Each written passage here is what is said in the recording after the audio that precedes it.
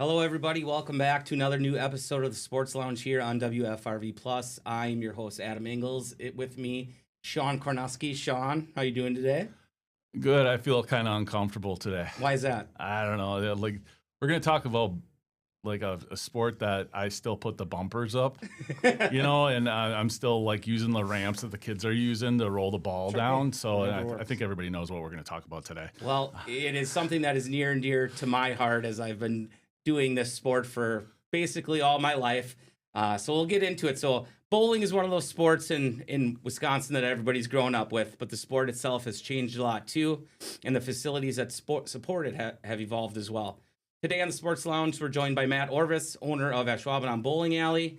He's invested heavily in his facility and helped put Northeast Wisconsin on the national bowling map.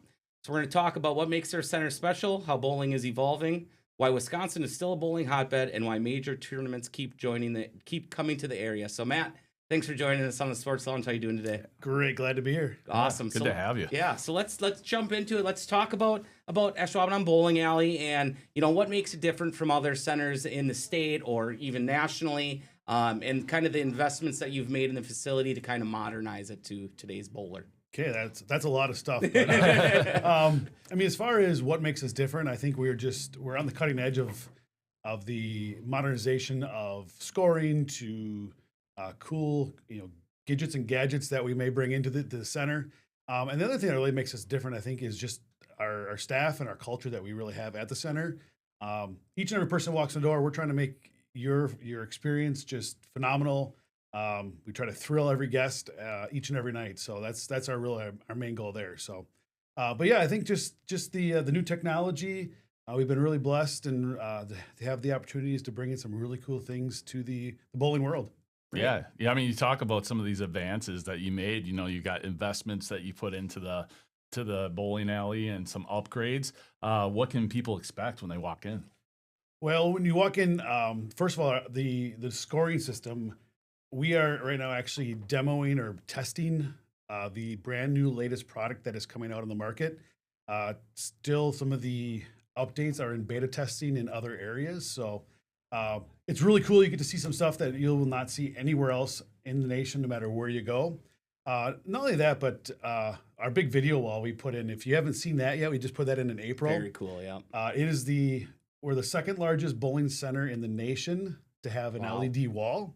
Oh, But from this particular company, we're the biggest one in the world. is Reno number one? No, there's actually a place in Texas that has 62 lanes that has a video wall. All right. So, And Ashwaubenon has 60? 60, yes. Okay, it's just missing those two. Someone told me just to, blow a wall and add 3 more lanes Yeah. out towards 41. But I said, wait, let's pump our brakes just a little bit of that one. There you go. So how important is to have that balance for amateur bowlers and then keep up with, the technology that's required to host like major events?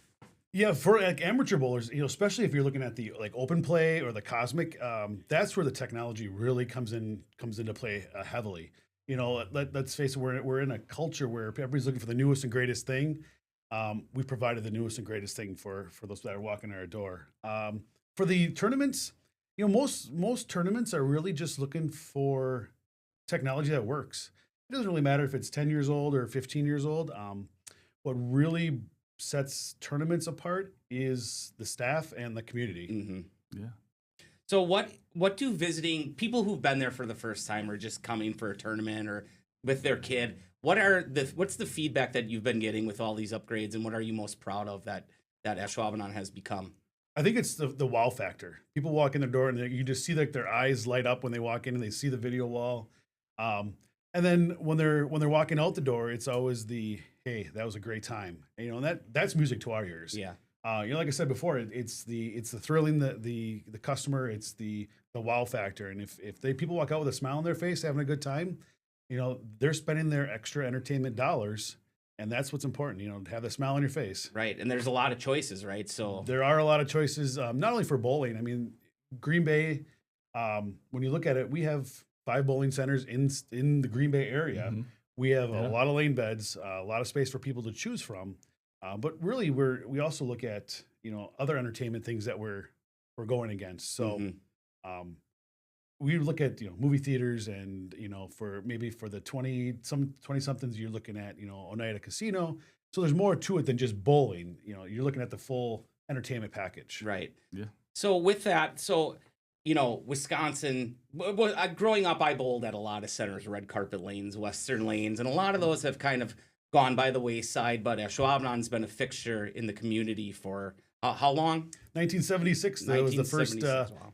first 24 lanes opened up there. So how have you been able to survive kind of, the ebbs and flows that have happened with bowling over the last 50 years? Well, I've been at Ashwaubenon now almost 24 years. So I started in college as a waiter. I think it's just the fact we've always been willing to push the envelope a little bit. We noticed probably 15 years ago that food was becoming an important part of the bowling world, especially for the open play.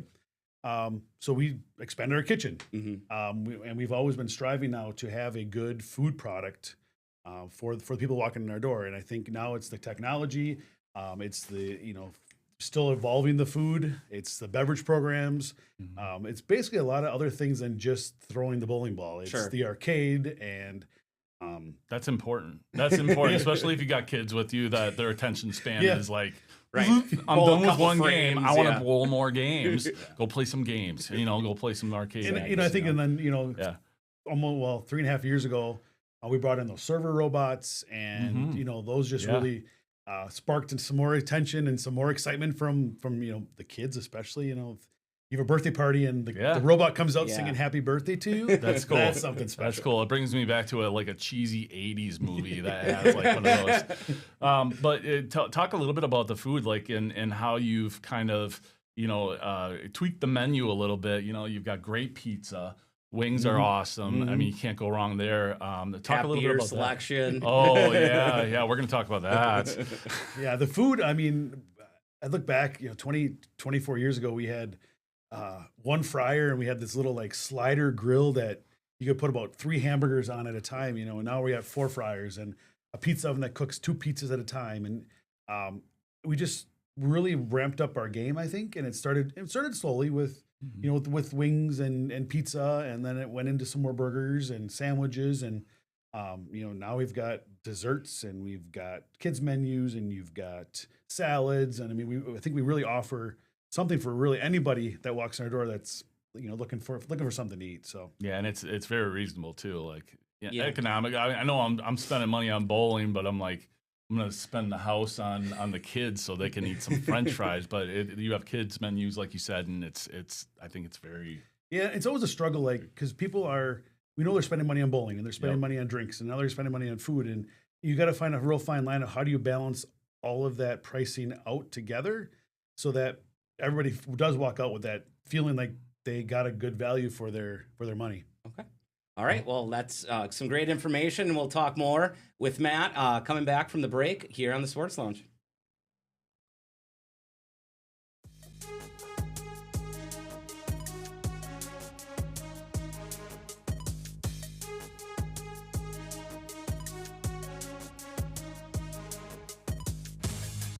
All right, we're back here on the Sports Lounge talking bowling with Matt from Ashwaubenon Bowling Alley. So Matt, growing up here in Wisconsin, I've seen a lot of good players come through the state and the alleys. What is it specifically about Wisconsin that makes it such a hotbed for strong competitive bowling? I mean, I think a lot of it has to do with our weather. I mean, let's look at what we're having here. This cold snap that's coming. Yeah. Or we're going through. It just naturally draws people inside. So I think that really that draws everything in. And the other thing is there's a lot of newer junior tours out there that a lot of people probably don't know about, where there's scholarship money being awarded every weekend to junior bowlers. And I think that just helps to feed the pipeline, starting with youth programs into these junior tournaments, into the high school program, moving on to college, and then just working the way up. So it's a natural pipeline feeder. How important is to you and to the center is it to keep the league stocked with teams? I know a lot of casual bowlers coming in, but how important is league bowling to your center? I mean, leagues are bread and butter.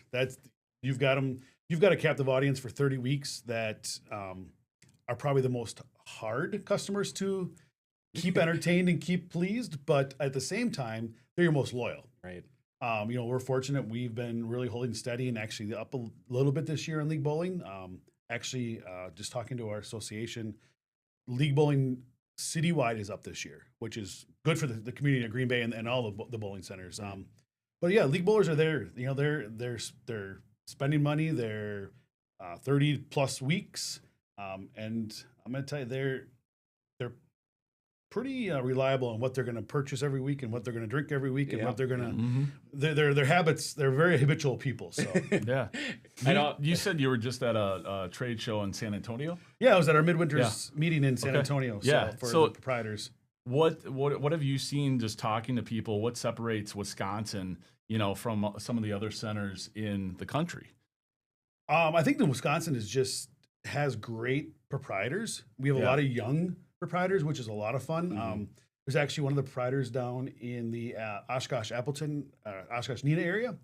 His name is Eric. He is actually going to be the proprietor of the year for the proprietors for the nation. So we just found that out this week. Good for him. Great guy, but we all get along. There's a number of us that serve on the state board for the bowling proprietors that we just share ideas, and nobody's in competition against each other. We're all just working together for the betterment, and you don't see that other places. Right. No. So, as a league bowler myself, we're getting up there. The community is aging a little bit, but we do see an influx of youth bowlers, and those bowlers are significantly different than the bowlers of my age and my generation. And we're seeing that a lot in two-handed bowling. So talk a little bit about how two-handed bowling has revolutionized the game. Man, I'm jealous of those people. I've bowled since I was 7 years old, so we won't do the math on how many years ago that was. But I'm very traditional, one-handed. I've tried to throw two-handed. It is impressive for those people that can do it. It definitely takes for somebody like me. I'm picturing this. Can you explain the one-handed and the two-handed? Yeah, so one-handed, I've got my thumb in the ball with the two fingers. Okay. Two-handed, typically I just have two fingers in the ball, but I'm throwing. The old way was like to cup the ball and just kind of spin it. Well, now you actually use both hands as leverage. Okay. And you come through and you create so much more power, and just rev rate is unbelievable for these people that can do it. You're seeing a lot of the boys have gone already, and you're seeing more of it coming up in the girls. I volunteered at a youth tournament every year, and the first year was like probably in the youth, like U15, 18 girls, you might have had like a dozen. Now you're probably pushing 50 girls that are throwing two-handed, and it's amazing that it's a whole new thing. It's like, when the newest drivers come out in golf, and you got the carbon fiber and how the ball reacts, and it's the newest thing. Yeah. We talk a little bit of, like, we've been talking to some high school coaches about kids coming up into their own and really making paving the way for youth bowling. What do you see, like, as you go? I know that we just went for gym class every once a month or something like that. But what are you seeing, like, in the past 20 years where more kids are stepping up and they're getting involved with bowling? I think youth bowling has kind of been flatlined a little bit, and I think the biggest thing like we struggle with in the bowling world with the youth is the other sports. 20 years ago, if you played baseball and you were good at baseball, you maybe had 5, maybe 6 months in that sport. Now, if you're on a travel team or you're on an all-star or elite teams or whatever you want to call them now, it's a year-round thing. Yeah, and I think that's one of the biggest things that we're dealing with in the youth. It's still available. It's still prevalent, and it's still a great participation. We have about 200 in our youth program, which is good, but compared to what it was 20 years ago, is definitely a decline. The other thing, like we just talked about at our convention, was the just sheer number of youth in the world. The population of youth or young kids is not as strong as it used to be. You look at what's happening at public schools, and it's reciprocal across every field. So, so how much more athletic and more of a sport is bowling now, more compared to 20, 30 years ago. Well, I think it depends on what level you're bowling. You know, if you're the casual person out on Saturday afternoon bowling with your family, is it an athletic? Is it a athletic sport? We can argue about that a little bit. But if you're in the top, if you're bowling collegiately or you're bowling at a high level high school, you're bowling the tournaments on the weekends. It's a sport. I mean, it's physically demanding on body parts, on the mental part of bowling. With we're battling, not to get super technical, but you're battling an oil pattern that you can't see. Mm-hmm. It's like battling wind in golf that you're not quite sure how windy it is. But same thing in bowling. It's that oil pattern is a invisible nemesis to us. Right. So it can help us, and it definitely can hurt us. So another thing that's kind of becoming more revolutionary is a lot of centers going to string pins. Can you talk a little bit about kind of the free fall pins and the string pins, and kind of what ownerships of centers are looking at when they're potentially making that change? Boy, in our world, this is the most controversial thing that's probably out there right now. Strings are here to stay. Yeah, they are. They definitely have their place. Do I ever think Ashwaubenon is going to go to strings? Not anytime soon. For the proprietors that are, especially maybe a little more rural, don't have the background knowledge for mechanical use of the machines, strings are great. They have their place. They are easy to work on. The new strings that are just coming out that are now certified by the United States Bowling Congress are pretty close to what free fall are. Okay. Unfortunately, strings got a really bad rap from the videos 6, 7, 8 years ago, where you see the pin hit and then all of a sudden another pin on their side of the lane will fall down. Falls, right? Yep. I mean, it's not that way anymore. They've done a lot of testing, and kudos to the companies that have altered what they need to do. So some of the new machines, they can do competitive settings and they can do open play settings. So the strings act differently. So I think they're definitely here to stay. Yeah. There's still only, I think, in the United States, of the 34 roughly centers that are certified, I think there's 150 to 160 that actually have strings. So it's still in its infancy, but it's here. Is it more of an economic thing, or is it a play thing as well? Oh, it's economical too. I mean, you don't need a mechanic. We have 3 full-time mechanics on. So you don't need a full-time mechanic. It frees up payroll there. Parts are minimal. The parts are on a corkboard on the back wall, probably, the size of a 80-inch TV. So it's definitely much more economical that way. So, all right. One last thing, I don't like putting my own bumpers down every time I get to go up. I know I said that before, but I seriously put the bumpers down with the boys. Okay, well, yeah. I just don't like guttering every single time. I don't know how many boards to go to the left or the right. I need a coach, Sure. But we'll talk more about that when we come back.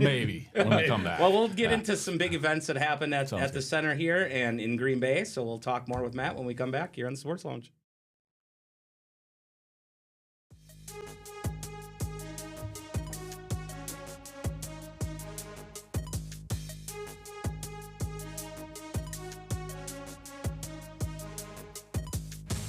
All right, we're back here on the Sports Lounge with our last segment with Matt from Ashwaubenon Bowling Alley. So, Matt, some big events happened in Green Bay the last, 8-10 months. So let's talk about the PWA event. Big national event at the Resch Center. How did that call come together, and what was the involvement with Ashwaubenon in that event?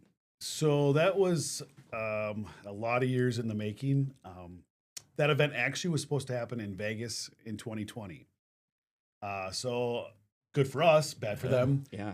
COVID hit, everything kind of got canceled. So when we had the opportunity to host Junior Gold last year, which is the biggest youth bowling event in the world, the talk started coming with how can we partner something up? We've been a stout supporter and host of PWBA events since 2015 when we hosted the very first one of the relaunch.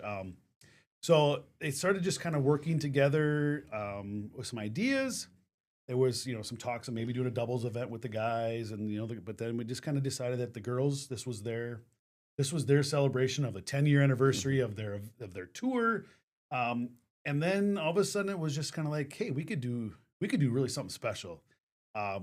Thanks to everybody over at Resch Center and Resch Expo. That was phenomenal facility. If you have not been into that Resch Expo area, that's cool.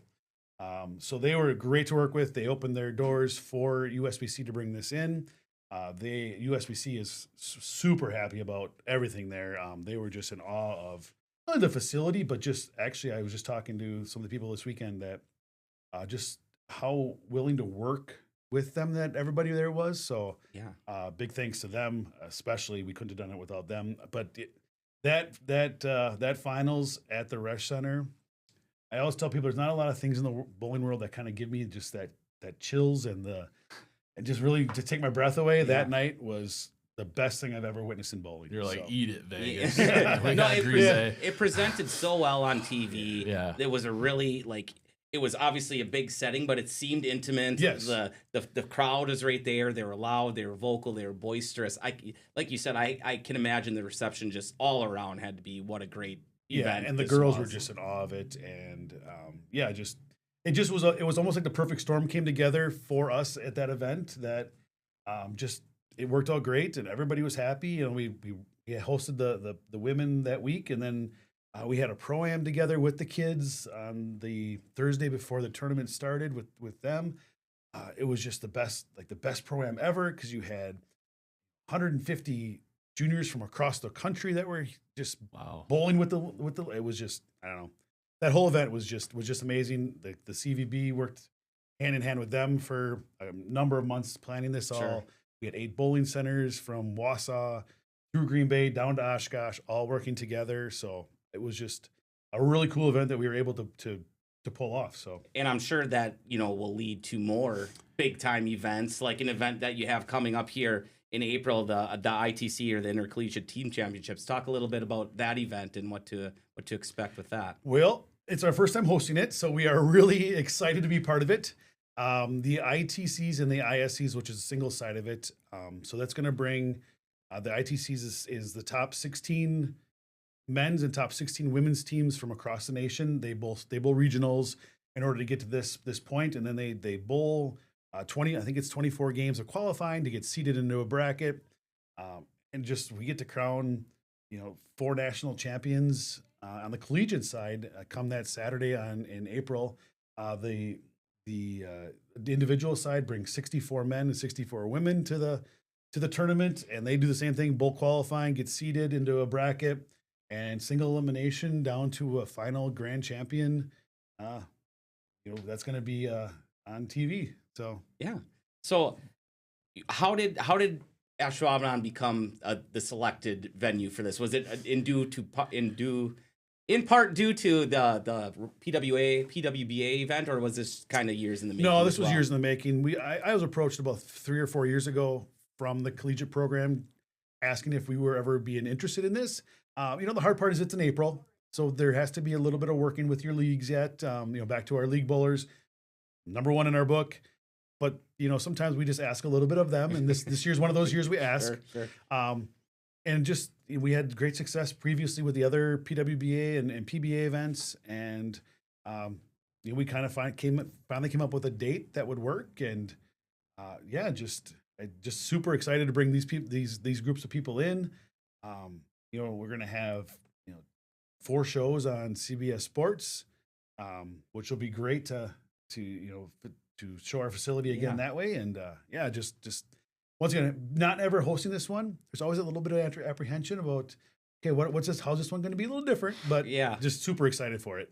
So, I think back when I was a kid, bowling did a really good job of marketing themselves, and then probably like the 90s, 2000s, maybe even early 2010s, it kind of went away. Now there's been a resurgence of like national marketing to give bowling a push. You're seeing events on CBS, you're seeing them on Fox Sports 1, you're seeing, I think, maybe a little bit on ESPN still too. Maybe not ESPN anymore, but there's national exposure. So how important is that for Wisconsin in general as well to have that? I think it's huge. And you look beyond that, even you look at what Strike 10, which is the marketing company for bowling, does. They're in the Macy's Day Parade. They had a big push. They sponsor the Military Bowl for the bowl season. They have a special promo that When the teams make or get their 6th win to make bowl eligible, they all get a bowling pin now. They sponsor a NASCAR race. There's just so much more to it to bring the brand awareness back. Right. I think it's definitely huge, and I think you're seeing a resurgence in bowling. Maybe not always on the league side, but definitely in the open play side. And what we're also finding is just come up with fun, creative things to do. People are probably going to show up. Right. John, do you have anything? I don't know.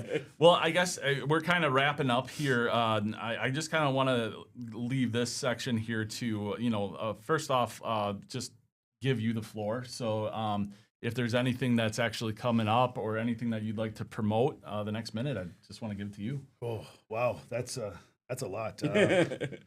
Just the fact, just go bowling. It doesn't matter if it's by us. Just get out there, do it. How important is it for families to partake in bowling with their kids? And, I mean, and you look at teaching them the right way. We always think about a community. What are some of the things you always think about in a community? To me, it was always bowling was part of the community. Right. It's a place to gather, it's a place to socialize, it's a place to hang out and have fun as a family. My grandpa took me bowling on Sunday afternoons back growing up. It was $1 a game back then. But I just to this day remember that. Yeah. My mom coached she was our youth director on our youth league. So bowling's been part of me forever. I think it will be. But yeah, just bowling is a family thing. It can be a competitive thing. Bowling can be what you want it to be. Right. It's part of a culture that we have here in Wisconsin, Yeah, as yes, we've for been sure. talking about. So, Yep. And it's affordable too, and it's great family fun. It's there's camaraderie, there's competitiveness. It runs the gamut of everything. So bowling's always been a huge part of my life, and will continue to be. And I'll teach my kids bowling as well. So after April, after these next 2 weeks or this ITC event, what else is on the horizon for us? Well, in June we have another national youth event coming called the Storm Youth Championships. It'll be our 2nd time hosting that one. That's 180 bowlers from across the country, and then in August we have the Senior Championships, which come to will be their 3rd time hosting, and that'll be roughly about 450 seniors that qualify locally in their state that get a chance to come and bowl in this championship. Perfect. So 3 national events this year coming yet.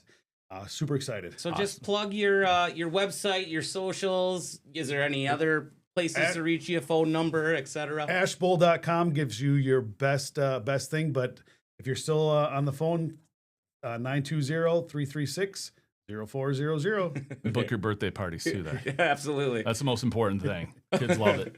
Well, that'll do it for our time on the Sports Lounge. I'd like to thank Matt Orvis from Ashwaubenon Bowling Alley for joining us. Matt, great conversation. For Sean Kornowski, I'm Adam Ingles. We'll see you next time on the Sports Lounge. See you next week.